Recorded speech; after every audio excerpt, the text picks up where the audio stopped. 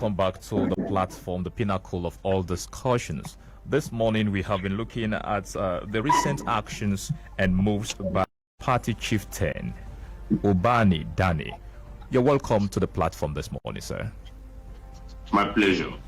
All right, quickly, the governor is in his inaugural speech, rather, that was on the 29th of May, just last month, announced plans to address waste management in Abia State, precisely Aba and Umuahia. So far, you have been parts of the team. Tell us, sir, at this point in time, how it is coming through. Well, typical of me, and as usual, let me start on a note of appreciation. Appreciating your management and staff, and indeed the entire station, for finding me worthy to lend my voice to contemporary issues of governance that border on my state, Abia. Well, the issue is this, that the issue of refuse failure in the area of refuse management so degenerated to the point that an incoming governor, as part of his inaugural speech on the day of his inauguration, had to declare state of emergency on ordinary prebendal issues such as refuse management.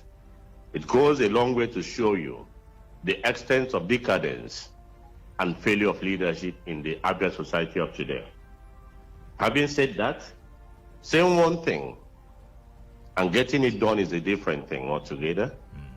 We've had a situation where policy statements were made recklessly, and indeed with reckless abandon, without the movers and shakers of the society, those that wield power, being unable to walk their talk. Of course, His Excellency, the Governor of Abia State, Dr. Otti, issued a statement declaring a state of emergency on refuse management in Abia on the day of his inauguration. All of us, irrespective of the fact that I'm one of his ardent supporters, looked up to him expectantly and as of right to walk his talk. I have taken time to move around Aba in the last 48 hours. It is not yet Uhuru from what I have seen, but the good news is that the governor is very vehement, is very obstinate, very committed and passionate to walk his talk. And this has resulted in a situation where mountain hills of refuse in such areas as Popo Junction, Bata, Abra Junction, Abaegias, Ukebu, all these places have been evacuated with dispatch, with speed, and with professional discretion. When I say professional discretion, I mean that we are now in an era where refuse is being evacuated with trucks that are covered, without a situation whereby what is evacuated from point A is littered on the road along point B and point C. There are yet Okereke Oji Obonayo Okereke, a quintessential gentleman that resigned from the regional management of a bank to assume this responsibility, is giving a good account of himself. But there's still much to be done. Much to be done in the sense that there are still areas where their touch has not been felt.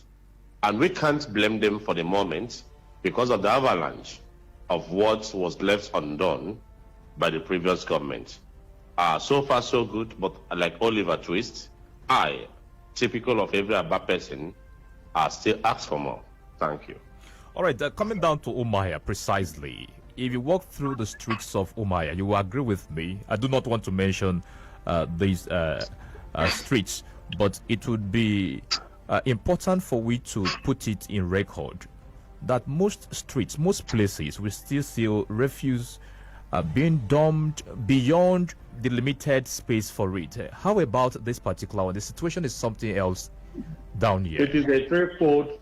When answering this question, it has to be from a three-pronged approach. One is accumulation. You know, when you place dustbin or refuse disposal basket in a place, you take into cognizance and consideration the population of the area and the amount of refuse they generate per person per hour per day. Now, we have an overlapping situation. Overlapping situation in the sense that prior to 1 month before the previous government handed off tools, they handed off tools on every aspect and every area of governance and government. The most visible being non-payment of salaries and non-refusal to evacuate waste as generated by taxpayers. So they now overstretch the capacity of the dustbins. Before this government came in, the waste has really overtaken the capacities of the various dustbin management facilities installed in Umuahia, in Aba, in Omeka Junction, in Umuahia. So it was already an overstretched situation. Now it's gonna take time getting these things evacuated, getting things normalized. It will take at least the next 2 weeks, irrespective of whatever haste His Excellency has to get things done. Before you blow, you must grow. Before you run, you must walk. Before you walk, you must crawl. This is the crawling stage of refuse management in Abia, in Aba, and Umuahia. They are going to, from what I have seen, I have spoken with Obonaya. From what I have heard of him, and above all, from what I have seen that he's doing on the ground, it will take like 2-3 days, 4 days for him to evacuate all that has accumulated over the months, over the weeks before he's coming to office. How many days, sir? How many days did you say? I am talking as a concerned Abian. I'm not talking as a member of the government. I'm not part of the government, but I'm a Labour Party chieftain. I'm a confidant of His Excellency the Governor. I'm a supporter of His Excellency. Analytically speaking, I am offering my own personal or unbiased opinion. It's gonna take like 4 days for him to restore the situation to normalcy. And once he restores the situation to normalcy, he will take charge. A situation by the time residents offload their refuse in the day, before the end of the day, he would evacuate it. A situation in the next day, you see a new clean Abia. That is the situation. All right, moving forward, still on this particular issue before we move out from it completely. At this point, looking at these two cities, what should be the best approach to manage waste? Because you've made mention of the people several times on this particular one. No army, no matter how capable, no matter how equipped, succeeds if such an army is seen as an army of occupation by the populace or the people. This explains why America failed in Vietnam after coming out of the Second World War as first among equals. This explains why America failed in Afghanistan after spending 19-20 years. Most recently, this is why America, with all her might and power, failed in Iraq. And this is why America is also failing, in this Asian country. First of all, Abians, with particular reference to Aba residents, should see the government and the government's efforts in refuse management as being part of Abians, and that whatever thing His Excellency the Governor is doing and the Obonaya Okereke is doing is to give feeling to the need for Abians to be healthy and live in a very neat and sane environment. That being the case, they should be part of the project. Let us see it as their program They should see it as their project. They shouldn't sabotage it by dumping refuse where they are not supposed to dump refuse. They should be part of it by encouraging residents and indeed passers-by to do what is right. You see an Aba resident and indeed another citizen going to Port Harcourt. When he eats banana, he doesn't throw it away from the windows of the vehicle. Rather, he puts it in his bag or in the vehicle to get to a place that is specially and specifically designated for such. But that same person will come down to Aba and defecate at the middle of the road. That same person will come back to Umuahia and throw his waste materials into the gutter, thereby blocking the drainage systems. So it is all about incorporating Abians and especially Aba residents, Aba and Umuahia residents, for them to see themselves as part and parcel of the new and renaissance Abia.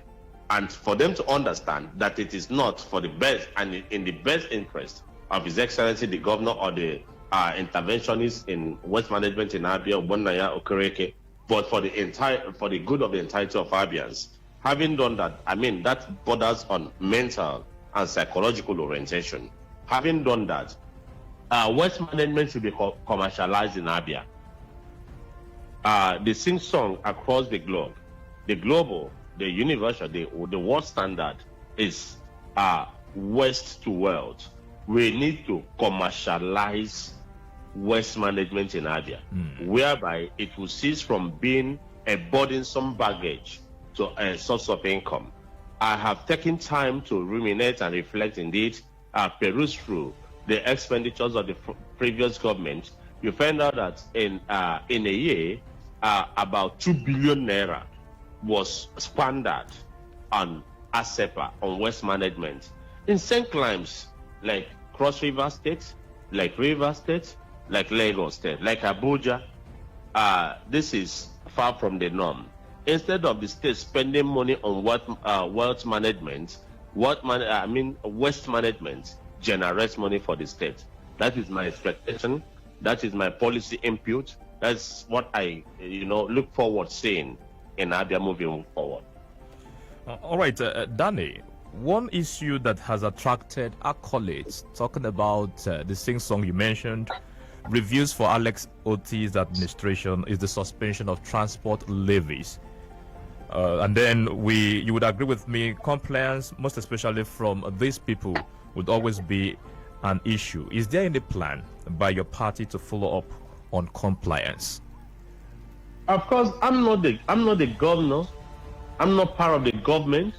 Rather, I am a confidant of the governor. I'm a supporter of the governor. I'm a concerned Abian. If you pardon me for the blotted immodesty, a well-informed Abian. The governor has come out. He has rolled part of his policy plan. He has suspended collection of revenues, government revenues in Abia, and that is in sync with his campaign promises. Of course, let me tell you something. I took time to listen to the governor when he was a candidate. I took time to read through his manifesto. He did say on several occasions that tax is government's own share of the wealth it has created among the people. In other words, if the government has not created wealth and prosperity among the people, the government has no moral authority, moral justification to demand, expect, or ask of tax and levies. All right. Salaries have not been paid over the months and years. Okay. Gratuities have not been paid for over the years and decades. Likewise, pensions and such other emoluments. The governor, being sensitive to the economic hardship of the people, and his sound wisdom and morality, has decreed and indeed ordered that taxation and collection of government levies should stop forthwith. I think that should be given as a credit to him and commended. The deputy governor giving Philip an impetus to the orders and instruction of his boss, the governor, has been traversing the whole length and breadth of Abia State, making people, talking people into observing and upholding this instruction. This is a laudable, a commendable achievement on his part. Right. Whatever policy the governor has come up with so far is in the best interest of Abians. Having done that, you see the deputy governor going to Averia, going to Samek, going to Flyover, going to Park to insist, please don't overtask, don't exploit and extort Abians, because it is for them that we have taken this oath of office to protect their interests and to defend their well-being. All right, Ubani. That is the right step in the right direction, and I see this opportunity to call on the unions, especially the motor unions, to give peace a chance. This is the era of reforms. This is an era of a new Abia. The narrative must have to change, and for the narrative to change for the betterment of not only ourselves but our children that are not yet born. All right, Ubani. We must have to make sacrifice. Making sacrifice entails, shifting and shelving the self for the collective. All right, Ubani, let's leave it at that today as we keep monitoring the government's activities and programs in the interest of Abians. We want to say a very big thank you to, of course, the Labour Party chieftain, Ubani Dannie. Thank you for your time on the platform. My pleasure always. Thank you for having me. All right.